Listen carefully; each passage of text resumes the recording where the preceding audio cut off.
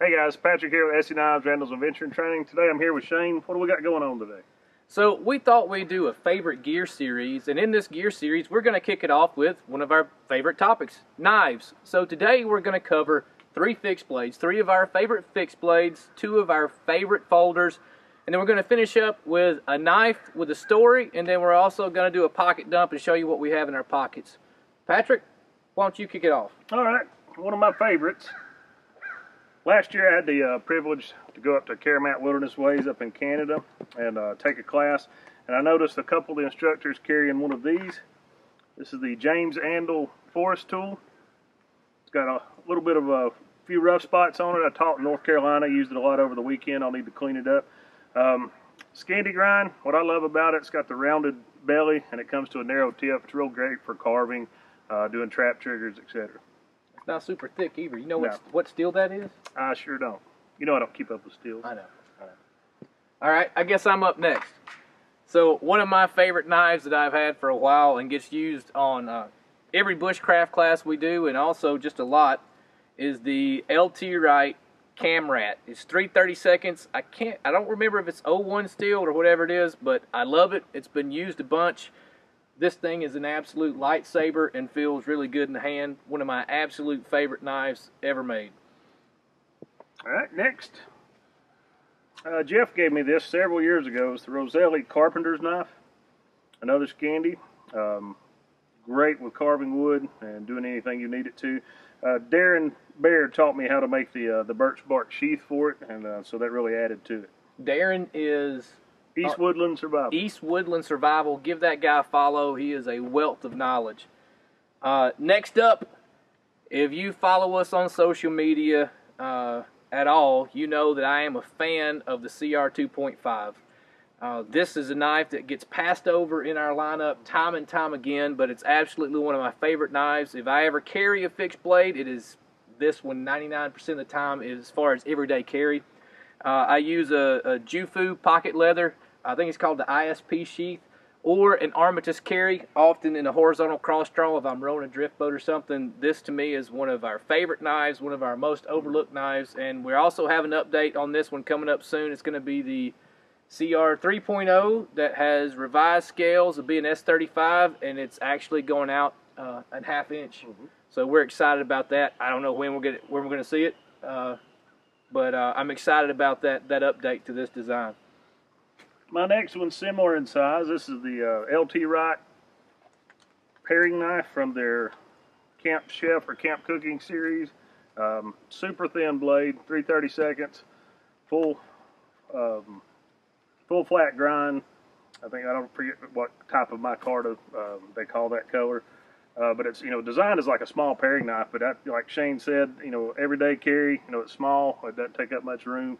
You forget you have it on, but you at least got a fixed blade when you need it. Alright, last up for the fixed blades.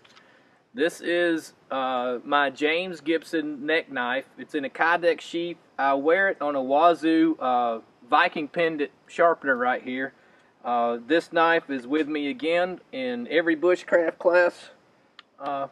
That's where it stays. Handy, always available, super sharp.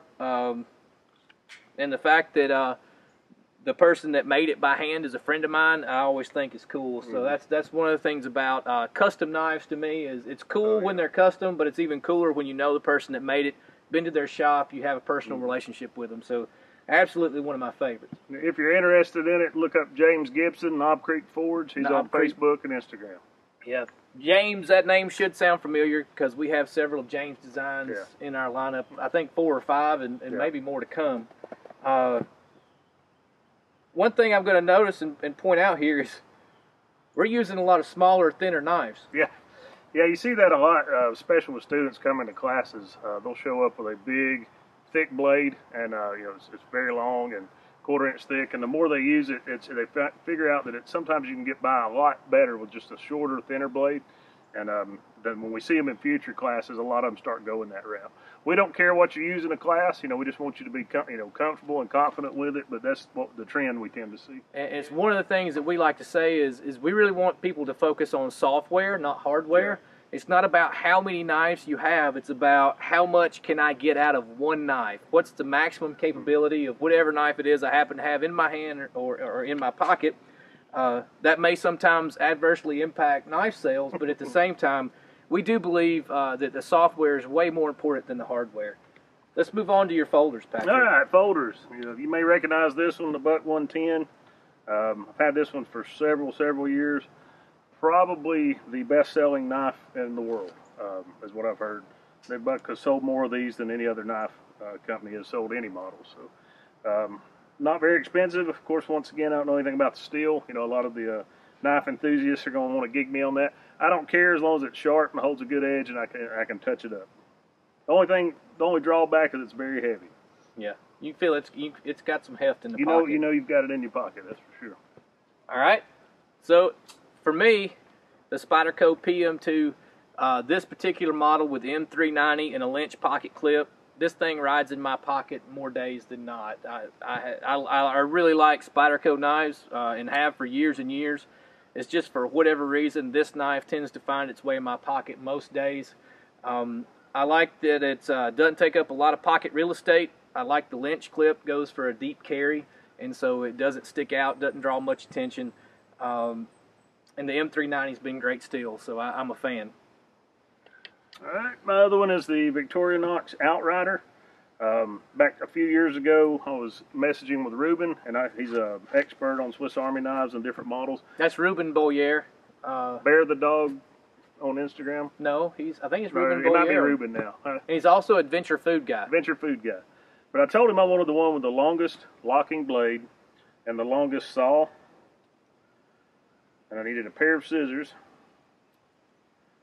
and an awl, and this has it all. This has everything that I was asking for. And he told me to check out the Outrider. Looked it up, ordered one. I've already been through one. Is that your newest one? This is the newer one. The older one had the side lock, and it eventually over time started getting a little loose. And so I figured it was time to retire that one, pass it on to one of my sons, and then move on to the new design, which has the liner lock. So, next up for me is probably the knife. This is actually, I have two knives with a story. This is my big dad's knife. This is my dad's dad, my grandfather's case knife. This for me is the knife that started it all. He passed away when I was 10, but I remember seeing him use this to cut fuel line.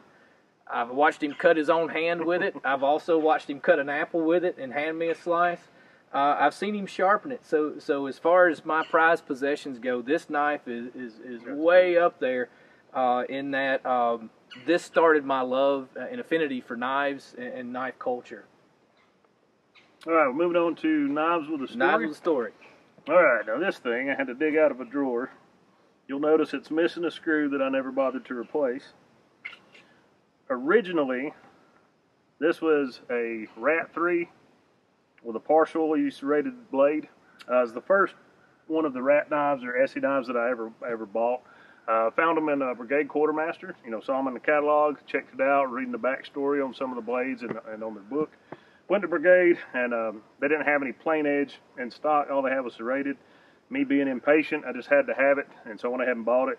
And of course, one of the first things I did, a fairly poor job of, was taking the serrations out and just making it a regular plain edge. But used this a lot, carried it all over, eventually stripped it. You can still make out the old Rat Cutlery design or logo. And this is just somebody's aftermarket Kydex sheath that I wound up carrying it in. But I've had it for a long time and plan on keeping it forever. So this is something you bought before you started here at ESEE, right? Yeah, this was probably at least 2 years before I ever went to the first class and met Jeff. And another little side note that's funny in that is Bruce, our CEO, used to work at Brigade Quartermaster too. So finally, my last knife and knife with a story is actually the one of two PR4 prototypes. December of 2015, before I came on staff at ESEE, I owned my own bike shop and was hitting that midlife crisis, I guess, and needed to check my dipstick a little bit, and I decided I was going to sign up for the field survival class.